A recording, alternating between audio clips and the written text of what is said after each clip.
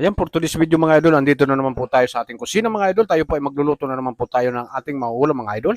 Tayo po ay magtitinola po tayo mga idol. Ayan.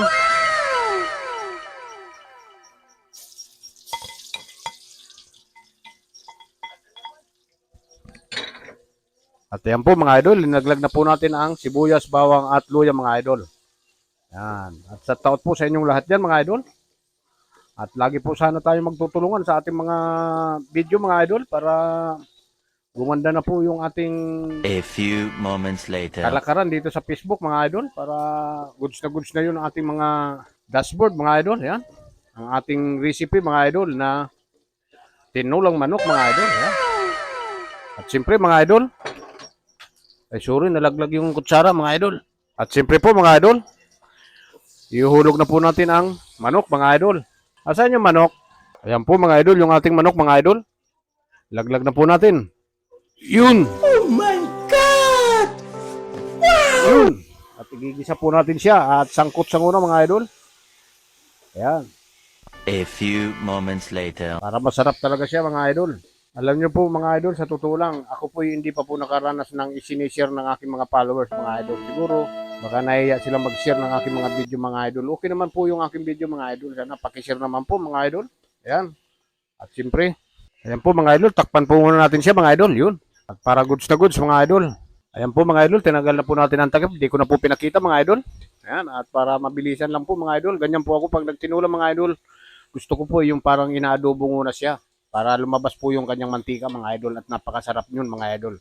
Minsan subukan nyo po mga idol. Ayan po mga idol. Parang adobo na. Lagyan na po natin ng sabaw mga idol. Ayan. Para goods na mga idol ang ating tinula. Ganyan din po ba kayo pag nagtinula mga idol? Kunti lang sabaw. Ayan. Okay na yan mga idol. Para masarap na masarap. At siyempre, hindi pa kumukulo mga idol. Lagay na po natin ang ating gulay. Na upo mga idol. Upo po yung ating linalagay at napakasarap po pag upo kaysa sa sayote mga idol. At siyempre, mayroon po tayong cubes mga idol na panghalo natin. Cubes. Isang piraso lang po mga idol. Yan. At siyempre yung ating magic sarap mga idol. Hindi po nawawala yan. At hindi na nga po tayo nagbibitsin mga idol. Yan. At siyempre po mga idol, paminta lagyan natin. Ayan. At para may kunting anghang siya mga idol. 2 sasi mga idol. Yan. Ayan. At wala po tayong ilalagay na daon ng sili. Ang lalagay po natin malunggay mga idol. Ayan po mga idol, laglag na po natin ang daon sili mga idol. Ayan. At para goods na mga idol. At ito po ay luto na mga idol. Ayan. At kakain na po tayo mga idol. Ayan. At yan po mga idol, ang ating tinula mga idol, luto na. At kakain na po tayo mga idol. Alam nyo ba ba't ganyan ang kulay niyan?